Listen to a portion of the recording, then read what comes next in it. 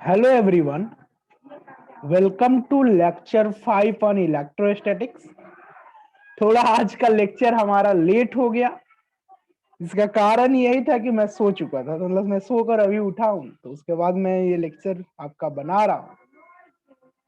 कुछ चीजों को हम लोगों को पिछले लेक्चर में हम लोगों ने electric field due to continuous body देखा था। आज की जो हमारी क्लासेस होगी वो इलेक्ट्रिक लाइन ऑफ फोर्सेस पर होगी। Electric line of field line जिसको बोलते हैं, या फिर इलेक्ट्रिक लाइन ऑफ फोर्सेस बोलिए, दोनों सेम चीज है। हम लोग उस टॉपिक्स में उसके बारे में देखेंगे। ध्यान दीजिएगा थोड़ा चीजों को आराम से। हम लोगों की जो बातें होने वाली है that is about electric line of forces, electric line of forces. इसी को बहुत लोग जो है एक और नाम से जानता है, we called it also as field line. Field line, या तो आप इसको इलेक्ट्रिक लाइन ऑफ फोर्सेस कहिए या फिर आप इसको फील्ड लाइन के नाम से पुकारिए, दोनों सेम चीज। थोड़ा चीजों को हम लोग देखते हैं, एक एक चीज को आराम से करते हैं, कोई जल्दबाजी नहीं है। चलिए हम लोग स्टार्ट करते हैं इस टॉपिक्स को। पहले देखेंगे चीजों को, इलेक्ट्रिक लाइन ऑफ फोर्सेस या फील्ड लाइन होता क्या है, इसका मीनिंग क्या है, क्या बताना चाह रहा है, इसके बारे में हम लोगों को ध्यान रहे। जो इलेक्ट्रिक लाइन ऑफ फोर्सेस के बारे में हम लोग बात कर रहे हैं, ये हम लोगों को कुछ नहीं, बेसिकली इलेक्ट्रिक फील्ड लाइन जो कि एक इमेजिनरी लाइन होता है, और वो यह बताता है कि किस डायरेक्शन में, किस ओरिएंटेशन में हमारे चार्जेज के चलते फोर्स लग रही है, और उस ओरिएंटेशन को बताता है कौन, इलेक्ट्रिक लाइन ऑफ फोर्स। तो बेसिकली हम लोग कह सकते हैं कि this electric line of forces जो है, ये electric line of forces, electric line of forces give information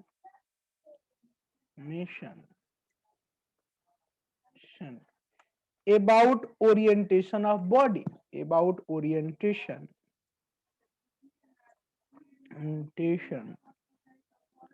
of force। Basically जो इंपॉर्टेंट पॉइंट है ओरिएंटेशन ऑफ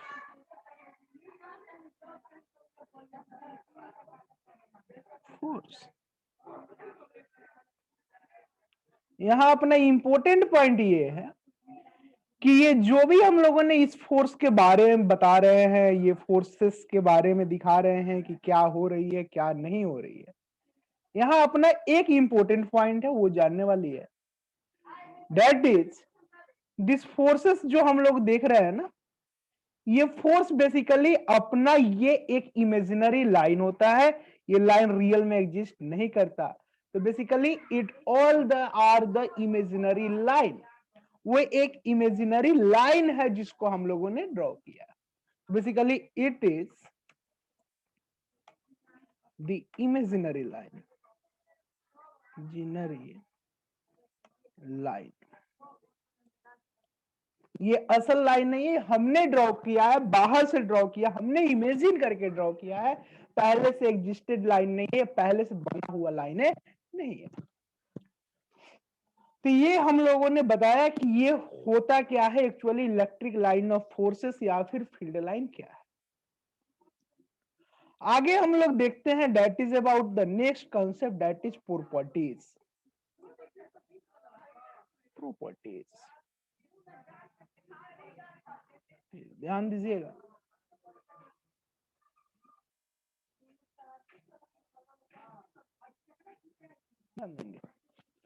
हम लोगों को प्रॉपर्टीज के बारे में देखना है कि इनके क्या क्या गुण हैं, what are their fundamental properties, उनके इलेक्ट्रिक लाइन ऑफ फील्ड या इलेक्ट्रिक लाइन ऑफ फोर्सेस के लिए कौन कौन से चीजें इंपॉर्टेंट हैं, उनके बारे में हमको जानना है।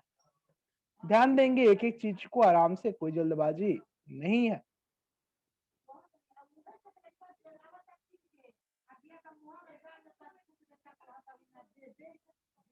पहला नंबर अपना जो प्रॉपर्टीज है दैट इज कि ये जो भी हमारा इलेक्ट्रिक लाइन ऑफ फोर्सेस या फिर फील्ड लाइन जो बनता है ना, वो हमेशा याद रखिएगा बाबू, ये हमेशा आपका पॉजिटिव चार्ज से शुरू होगा और निगेटिव चार्ज पे जाकर टर्मिनेट करेगी।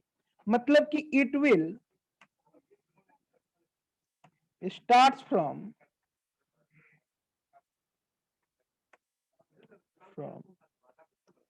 पॉजिटिव चार्ज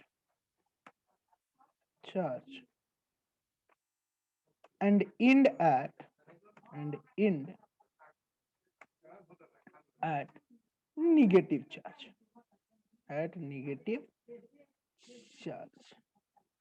पॉजिटिव चार्ज से शुरू होके ये निगेटिव चार्ज पर एंड होता है। ये इसकी एक फंडामेंटल अपना प्रॉपर्टीज है जो अपने को जानने की जरूरत है कि ये क्या बता रहा है, ये मैंने आपको बताया।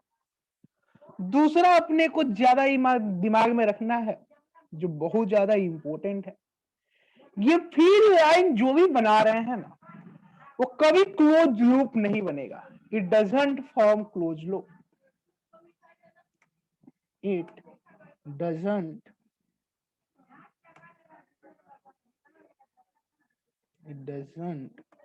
Form close loop. ये कभी आपको क्लोज लूप नहीं बनाएगी। ये फील्ड लाइन हमेशा आपको सिंपली एक कर्विलिनियर रूप में होगी। तीसरा जो मोस्ट इंपोर्टेंट है रिगार्डिंग इस डायरेक्शन, दिमाग में रखना है, ये जो भी हमारी फील्ड लाइन है, ये फील्ड लाइन हमेशा हमेशा याद रखेंगे ऑलवेज उस पॉइंट पर टेंजेंशियल हो, यानी कि it always acts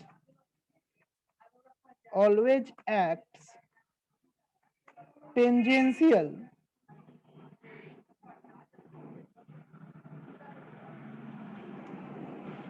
to the point of implication, to the point of application.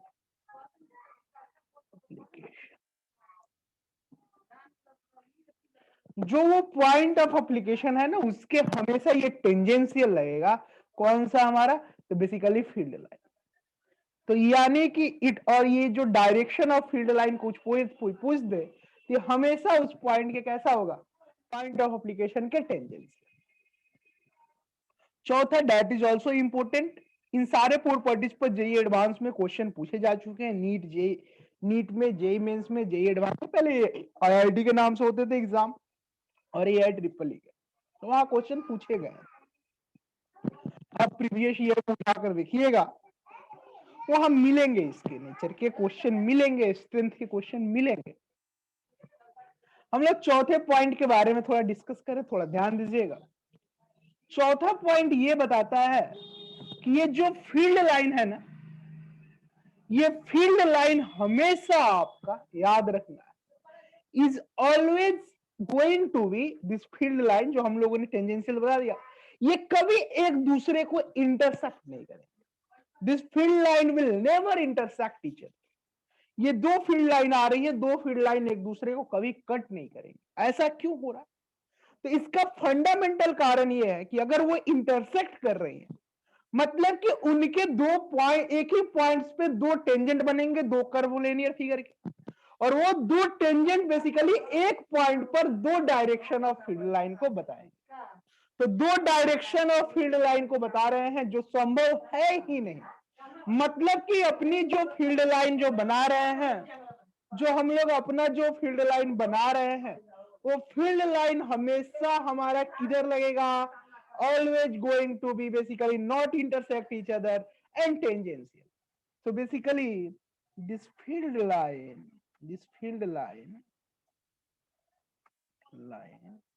will never intersect each other. Never intersect each other.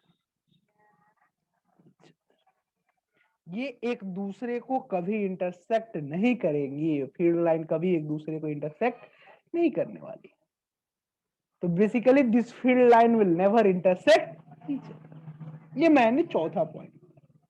पांचवा इंपॉर्टेंट पॉइंट से याद रखेंगे, जो भी हम लोग बता रहे हैं कि उनकी इंटेंसिटी वगैरह, तो फील्ड स्ट्रेंथ जो होगा ना is inversely proportional to distance. तो basically this field line strength, line strength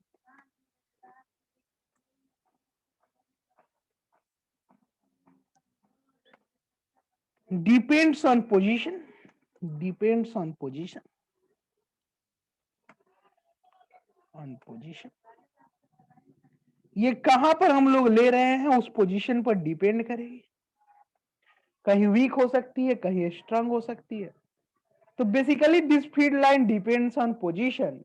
वो पोजीशन कहां पर होगी उस पे ये चीजें हमारे डिफाइंड होगी, वो पोजीशन के जगह पर स्ट्रेंथ हो सकती है, नहीं भी हो सकती है। तो बेसिकली ये फील्ड लाइन का जो स्ट्रेंथ है वो अपने पोजीशन पे डिपेंड करेगी। वो कहीं एक स्ट्रॉन्गर फील्ड होगी, कहीं हमारा वीकर फील्ड भी होगी। तो ये हम लोगों को कुछ चीजें समझ में आनी चाहिए कि दिस फील्ड, जो फील्ड लाइन की बात करें, स्ट्रेंथ की बात करें, वो वेरी करेगी, वो फिक्स नहीं हो सकती। वो स्ट्रेंथ जो है इनवर्सली प्रोपोर्शनल टू डिस्टेंस होता है। जो नजदीक की होती है वहां स्ट्रेंथ ज्यादा होती है, जो दूर की चीजें होती है वहां की स्ट्रेंथ कम होती है। दूसरा जो मस्ट इंपोर्टेंट है, याद रखिएगा, this is point 6, that is very much important. अगर हम लोग कोई बोले कि अब क्या इलेक्ट्रिक फील्ड लाइन कोई स्टेशनरी चार्ज के द्वारा कंडक्टर में रहेगा क्या, तो याद रखेंगे in conductor there is no field line inside it because all the charges come at the surface। stationary charge की बात करें तो in case of stationary charge, case of stationary charge, stationary charge, all field line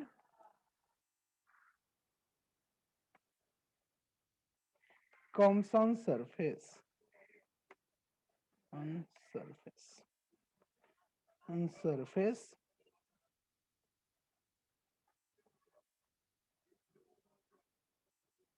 all no field line inside कह सकते हो, सबसे ज्यादा अच्छा रहेगा। in stationary charge there is no field line inside the conductor, no field line inside conductor, no field line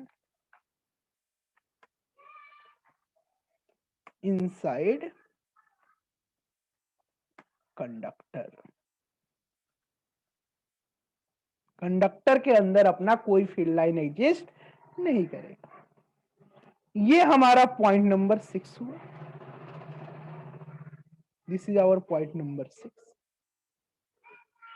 अब हम लोगों ने प्रॉपर्टीज की बातें कर ली कि ये प्रॉपर्टीज बताना क्या चाह रहा है, फील्ड लाइन क्या है, और हम लोगों का बेसिकली ये कैसा लाइंस है। थोड़ा हम लोग डिफरेंट डिफरेंट बॉडी के लिए हम लोग फील्ड लाइन के बारे में देखें। अगर पॉजिटिव चार्ज होंगे तो उसके लिए फील्ड लाइन कैसे होंगे, निगेटिव चार्ज होंगे उसके लिए फील्ड लाइन कैसे होंगे, पॉजिटिव निगेटिव चार्ज के कॉम्बिनेशन होंगे उनके लिए फील्ड लाइन कैसे होंगे, दो पॉजिटिव चार्ज होंगे उनके लिए फील्ड लाइन कैसे। तो थोड़ा सा हम लोग उस चीजों को बात करते हैं। मान लो अगर हमारा कोई ऐसे करके एक पॉजिटिव चार्ज है, तो तुमको मालूम है कि पॉजिटिव चार्ज से हमेशा field line going to be away. तो बेसिकली यहां से फील्ड लाइन ऐसे बाहर की तरफ निकलती हुई दिखेगी। All this field lines will moves outward. ये सारे फील्ड लाइन अवे जाती हुई दिखेंगे, ये सारे फील्ड लाइन एक दूसरे से दूर भागते हुए दिखेंगे। ये फील्ड लाइन सेम नहीं रहेगी, बदलती रहेगी। तो basically this field lines will be in outward direction. किसके केस में बाबू, तो पॉजिटिव चार्ज के केस में, in case of positive charge. दूसरा, अगर निगेटिव चार्ज हो तब what will happen with the negative charge, थोड़ा ध्यान देना।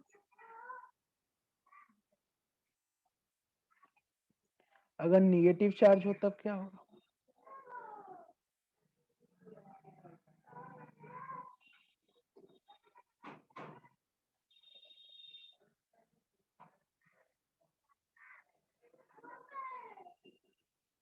थोड़ा ध्यान देना। अगर अपना ये निगेटिव चार्ज हो तब क्या होगा? तो in case of negative charges जो फील्ड लाइन बाहर निकल रही थी और बाहर निकलने के बजाय कहीं से आती हुई दिखेगी। तो बेसिकली फॉर इंडिविजुअल चार्ज और this field line will come inside. ये फील्ड लाइन अंदर की तरफ आती हुई होंगी, अंदर की तरफ आती हुई दिखेगी in case of negative charge. तो ये निगेटिव चार्जेस में सारे फील्ड लाइन अंदर की तरफ अपनी आती हुई दिख रही है। ये किसकी बातें हो रही है अपने? तो निगेटिव चार्जेस की। ये कि निगेटिव चार्जेस के चलते अपना फील्ड लाइन की डायरेक्शन कैसे। ये तो मैंने पॉजिटिव चार्जेस निगेटिव चार्जेस की बात की। अगर कॉम्बिनेशन ऑफ चार्जेस हो तो बेसिकली एक पॉजिटिव चार्ज हो,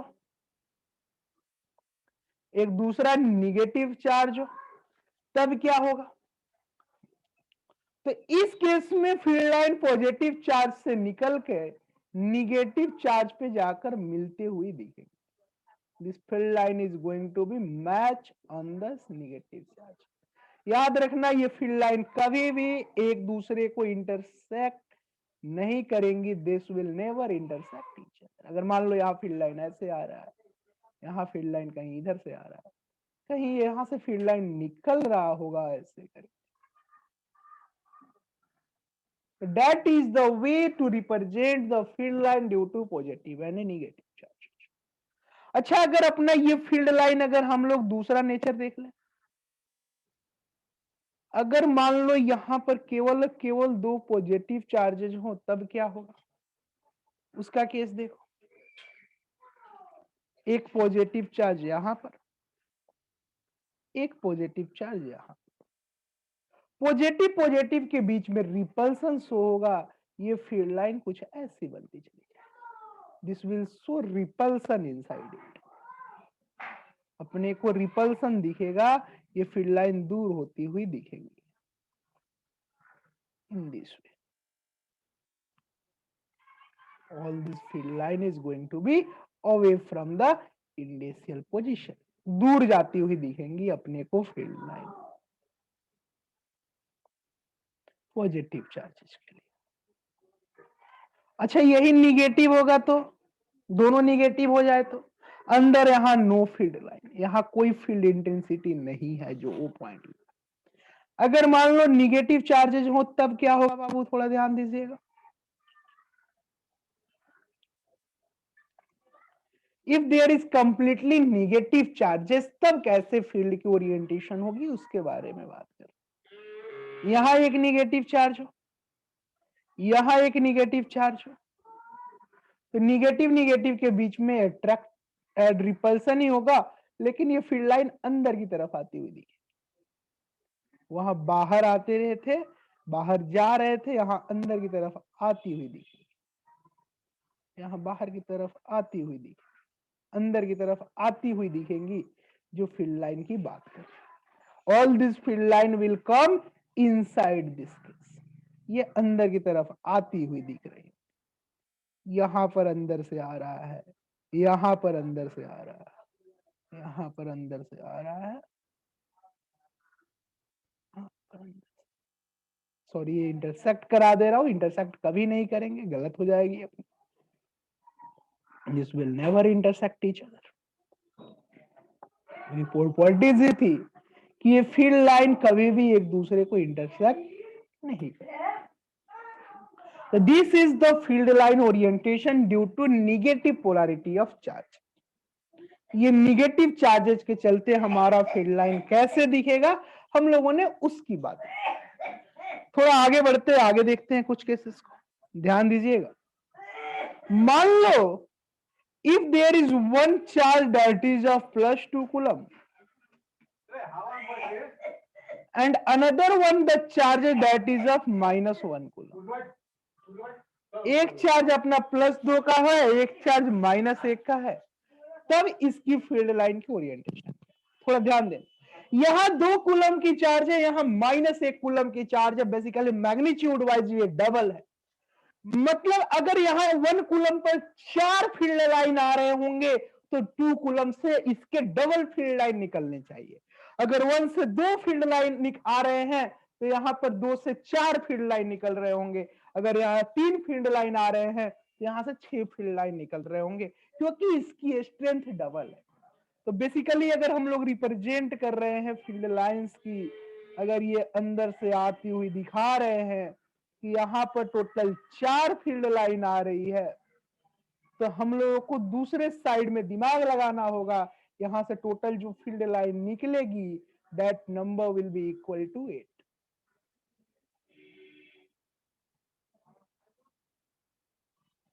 क्यों? क्योंकि स्ट्रेंथ ज्यादा है। तो यहां आप लोगों का ये क्वेश्चन बन सकता है कि ठीक है, यहाँ फील्ड लाइन 4 आ रहे हैं, यहां से निकलते हुए 8 दिख रहे हैं, तो बाकी फील्ड लाइन 2 कूलम वाले कहां जा रहे होंगे? तो बाबू जैसे याद होगा इंडिविजुअल चार्जेस में दिखा रहे थे, वो कहीं जाकर दूसरे इंफिनिटी पर चार्ज को ढूंढेंगे और वहां पर जाकर वो अपने आप को इंड आउट करेंगे। तो बेसिकली मैं इन चार्जेस के पोलैरिटी वगैरह के बारे में बात किया। तो आज का जो हमारा सेशन था, क्लास का सेशन था, हम लोग आज ही खत्म कर रहे हैं। हमारी एक नया बैच ऑनलाइन प्लेटफॉर्म पर लाइव सेशन के साथ पूरे टीम के साथ स्टार्ट हो रही है। मैं डिस्क्रिप्शन में उसका बेसिकली पोस्टर आपको शेयर कर दूंगा।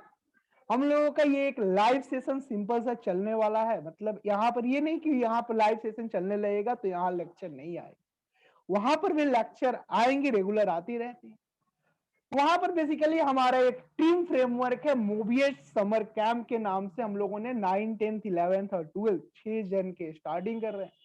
द मोस्ट इंपोर्टेंट थिंग्स, हम लोगों में सारे के सारे जो भी लोग हैं well qualified, IITN, NITN, MBBS। हम लोगों का एक असिस्टेंट प्रोफेशन, उनके अंडर में ये हमारी वर्क चलने वाली है, टीम की वर्किंग है। तो आपको वहां पर लाइव सेशन के साथ आप हमारे साथ अगर लाइव होना चाहते हैं तो वहां पर आपको मिल सकते हैं। 15 मई से लेकर 30 जुलाई तक हमारी सेशन चलने वाली है। तो आज की क्लास में यही एंड करता हूं। Okay, thank you. जमकर मेहनत कीजिए, लेक्चर आपके हमेशा आते रहे।